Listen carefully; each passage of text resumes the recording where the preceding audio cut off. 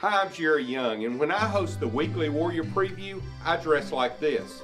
But when I go to Nino's Italian restaurant, I dress like this. That's because Walter Corona and his staff at Nino's Italian restaurant give me 10% off my entire bill just for wearing Warriors gear. Every Friday and Saturday, you can wear your Warriors gear and get 10% off of your entire bill also. That's Nino's Italian restaurant next to Pee Wee's Pawn Shop on Highway 31 in Pelham. And right behind him, he'll operate out of the pistol. He'll leave it. Shadrick Bird breaks the tackle, line of scrimmage. Look at him go! He's going to score the first ever touchdown in Thompson Warriors' new stadium. Put Shadrick Bird's name in the record books. What an exciting win for the Thompson Warriors in their new home stadium. I'm Donette Logan with Jerry Young. And Jerry, excitement is still in the air here in Alabaster. Well, you know, the whole community turned out. It couldn't have been a more perfect night. Dr. Vickers cut the ribbon. We opened the new stadium, and like I said, Shadrick Bird came in, scored the first touchdown after we had defended a fourth and goal from them, and then we turned the ball back over, and then we finally got it again, and Shadrick Bird goes into the end zone. I was never more excited to call that play because it's just a little personal thing. Just kind of wanted Thompson to score the first touchdown in there. Absolutely. You call it coach's instinct, but Coach Mark Freeman said he was hoping that first touchdown would be scored by him. Coach, we want to start off talking about that win we had here at our new home stadium. Let's start with Chad Bird first. That first touchdown at home in that new stadium, that has to be just an amazing feeling for him, and you have to be so proud of him. I am. And it's Shad was that guy that has been here with me since day one. And in my mind the night before the game, I thought, I just want to win the game. Yeah. But it would be nice if Shad got the first touchdown, because Shad has been here, like I said, before I even took the job. I had friends that knew Shad, and I really, actually, to be honest with you, contacted Shad and his mom before I took the job to find out. Because at that time, some of the people were, thinking that some of our kids was getting away a little bit. Yeah. And so I actually did, to be honest with everybody, I contacted Shad before I even came up here. But that's how special a person he is. And it was great for him to be able to do it. And like I said, I hope people down the road a long time, not only for that touchdown, really, but know who Shad is and the example he's set for a lot of people here. Yeah, he's one of the first athletes that we interviewed here when we started this show, and I was really impressed. Just he was well spoken. You can tell he's just a good all-around guy. Your fans really turned out to help open that stadium, and that's one thing I've noticed too. Thompson fans, they are behind you guys 100%, and I'm sure that you guys are thankful for that. Very much so, and it's why I try to pay attention to the student session every Friday night, because there's another thing, when you're a coach, there's things that you think about when you think about taking jobs, and one of them is there support there? If a program's not doing what it should be doing, and it has no support, and it has no administration, then it's kind of you kind of think, I don't think that is where the Lord it's leading me, and you start arguing, come on, Lord, I don't. But here, I knew a lot of people here, and that's the thing they talked about. They said the thing about it is that the band and support are always tremendous. The student section is always tremendous, and it's gotten just better as we go. We had a very large crowd. I know we broke records as far as our attendance Friday night, and I think it went great as far as the game event and the way it went, and all you guys and people involved did such a great job off the football field, and then thankfully we were able to do our job. So it was just a great, blessed night for the Warriors. What a great thing to have your coach say about you, and it's just fantastic. But speaking of Shad, not only did he score the first touchdown, but he scored another one along with some other players. Let's get into the game stats just a little bit. Thompson ended up winning, of course, 35-21. One of the things that hit me in the first part of the game as I was calling it is that we had no answer for quarterback Evan Smith as he was sucking the defense in and then going around the corner. He was ripping off big yards. But Tungavaloa came in, ended up the game with 507 yards passing, 4 TDs, 29 completions on 39 attempts. What a fantastic game. A 70-yard pass play on the second drive to Kyle Smoke. Even though he didn't score, he ended up, that 70 yards put us in position for Shad to score the touchdown, so that was great. Shad ended up, by the way, with the 11-yard touchdown run and another TD and a total of 143 yards rushing. We started off the game 7-0. They tied at 7-7.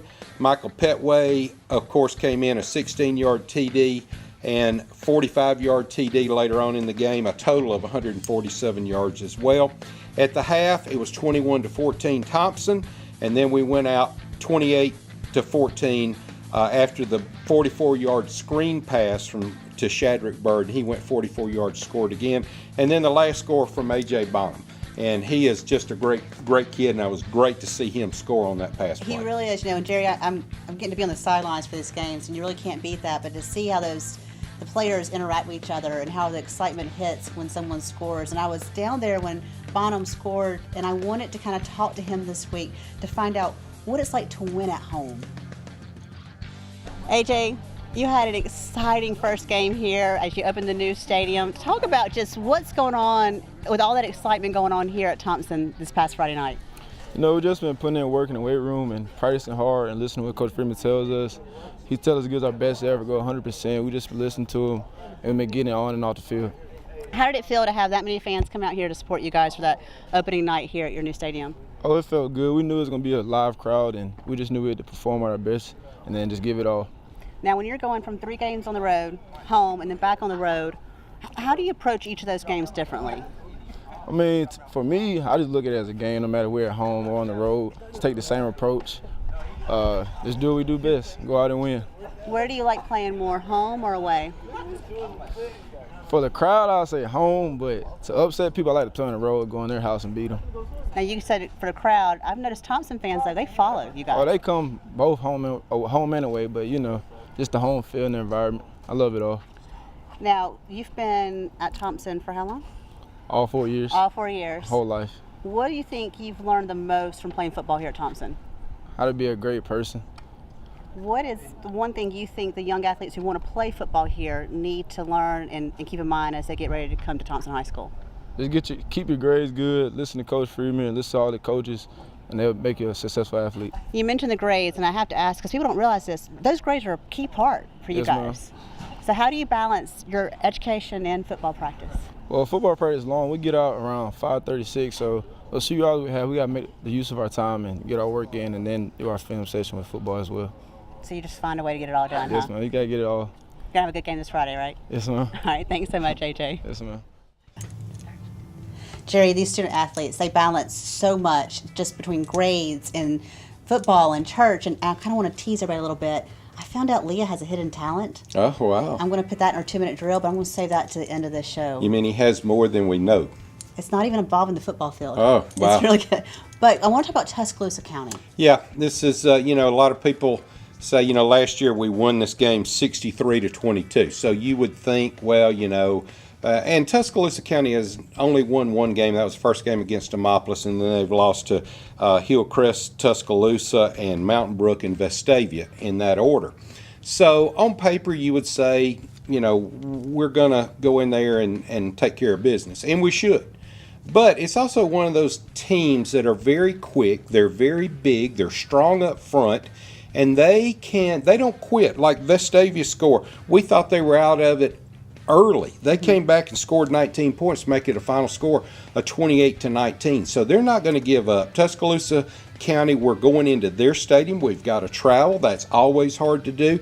This is one of those games that you've got to, like Coach Freeman says, every week the next opponent. You cannot overlook them. We know we got big games. And another thing, you don't want to play bad and have an off week, because we got an off week. Right. So now you got to go to your position coaches and practice for the next 2 weeks. Let me tell you, you don't want to be the one that missed an assignment, because now you got 2 weeks that you got to work on it and do the kind of drills that we don't like to do. It's funny you said that, because I actually talked to Coach Freeman today, and that was something he was saying. Don't sleep on Tuscaloosa County. They have to go into this game and be prepared for it like they would any other opponent. Absolutely. What are you guys looking for when you get ready to take on a team like Tuscaloosa County? The thing about them, every year they're athletic, and they got really good looking players, and they win a game or two a year that they might not necessarily be the favorite to win, and you just go in thinking, we've got to play really good. And the thing is, when you go down there, it's always something you gotta go down there and you gotta play good. Yeah. And so We got to go down, we got to play good, and we got to come out and really, really play ourselves like we talk about we do, and go down and do what we've done. And we've had a good week of practice working on the things that we do to be great. And last week we didn't play great. We were able to win the game. We're still making some of the same mistakes on offense we've been making, dropping balls, not necessarily lining up right on plays. We let the quarterback get free 2 or 3 times. We worked all week on tackling the quarterback. And so we're still that team that we're in transition from going from really good last year to find out this year who's going to step up. So every week we're hoping to find 2 or 3 people that will step up and help us, be what we want to be in the long run. When we make the playoffs, we need to be a lot better than we are right now. You say you still have lots of things to work on from that game, and I always find the teams that are really successful and do well and that work well together, they take those victories and they find every little thing they need to fix and work on. And you guys will have Tuscaloosa County, then a bye week, so you'll be doing a lot of work in the next 2 weeks, I'm sure. We will. In the bye week, we'll self-evaluate. We'll go back and look at our tendencies and self-scout ourselves that week. Give the kids a little bit, assuming everything goes good Friday night, we'll get the kids a little bit of rest, and we'll self-evaluate. We'll see what are our tendencies as a team, as a coaching staff, and we'll take the first part of that week to work on ourself and anything that we might be doing to tip our hat to some things, and then we'll start working on Spain Park like normal next Sunday. Yeah. Coach, thanks so much. I appreciate it. Thank you so much. So we have to keep traveling well. Like he said, we cannot sleep on Tuscaloosa County. So we need Thompson fans to just head to Tuscaloosa County Friday night and be there to support our Warriors. And you might want to leave a little early. We always say this every week. The traffic's always tough. Of course, we're going to Northport. A lot of folks know the Tuscaloosa area, so that's not a big deal. But it's going to be backed up, and we always travel well. And there's going to be a lot of folks going down the interstate, so make sure you get there in time. By the way, you can listen to the game like you can every Friday night on the Warrior Nation Network. You can go to warriornationnetwork.org and download the free app or listen to it there, however you want to do it. But we're every Friday night. Donette's usually on the sidelines, and Seth Hagan will join me in the booth as well. We know Leah's a big player for our team. Everybody's been watching him because of his brother. But I wanted to put him in our hot seat this week. I wanted to give him the 2-minute drill, and I found out he has a hidden talent that really shocked me. All right, Leah, so we're going to put you in the hot seat this week and have you do the 2-minute drill. Real simple, 2 minutes about questions about you. You ready? Let's start our timer. All right, your name is Polly. Why? Because, that's my gamer tag on PS4, Polly706. You're like the second video gamer. What's your favorite video game? Fortnite. I'm not going to make you do a Fortnite dance like I did your teammates. But now I am told that you're the biggest prankster on the team. What kind of pranks do you pull? I don't know what they're talking about. So you seem to be asked everybody, who's the biggest prankster like Leah? Leah, on everybody's sheet. So I'm they're guessing, sitting right there, all of them. watching you, waiting for you to say something, aren't they? How long have you been playing football? Since I was 5. What is the biggest lesson you've learned from playing football? To love my teammates. I love you say that right now, and they're all watching you. What do you think is what's the most important thing about having a team on the football field? It's cool because we all sweat together and go through all the hard work together, so it's not only you doing it. You're all doing it together? Yes, ma'am. What is your favorite muscle group to train? Muscle group? Yeah. Like abs or shoulders? Whatever's your favorite one. Shoot, I'm not a big fan of working out, so. You don't want to do any of it, huh? That kind of goes hand in hand with football, right? Yeah. Okay, just making sure. All right. Now, I have to ask about a hidden talent. I'm told you can sing. They're lying to you. No, you wrote that down. Oh. I didn't fill that out. What do you sing? I like to sing Beyonce and stuff like that. Are you going to sing for me? I got 20 seconds, so. You're like watching that timer closely, aren't you? What is, do you think, the most important thing you've learned about playing here at Thompson for Coach Freeman? Most important thing is putting God first. He always talks about that to me, and God, He can do amazing things for you, and the only person that could block your blessings is you. That's a good way to end it. Thanks so much. Yep. Beyonce. Yeah, I never saw that one coming. Well, I wouldn't either. I would have guessed Hank Jr. or something. I don't know. Jerry, I want to make sure we thank all of our sponsors who make this show possible every week. This has been so much fun, and we are just getting started. Well, it is. We got an off week next week as far as the game's concerned, but we're going to have a show here, so you'll be able to watch it. We got some great interviews as well for that show. For Jerry Young, I'm Donette Logan. Thanks so much for watching your weekly Warrior Preview.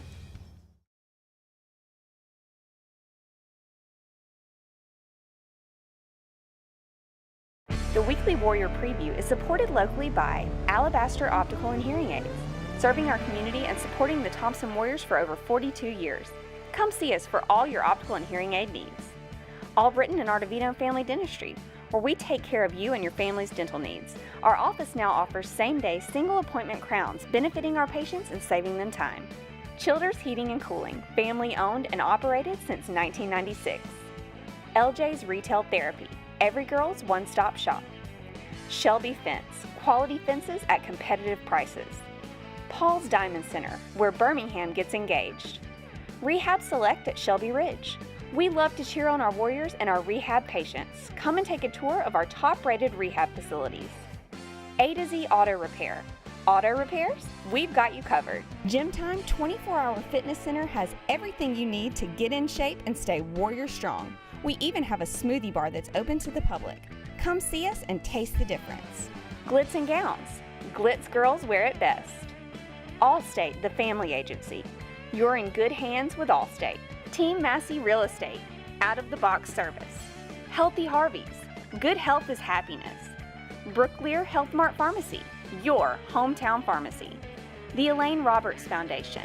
Ridding the world of rhabdo and all childhood cancers. Leave it to Weaver Upholstery. Just ask if we can do it. Video Visions Media Marketing, your local marketing experts. Sanchez Tannehill. Make sure to look for his new book, God Did It, at your local bookstore or Amazon.com. The Sassy Shopper Boutique, the boutique for Warrior moms. Nino's Italian Restaurant. Wear your Thompson gear on Friday and Saturdays for a 10% discount.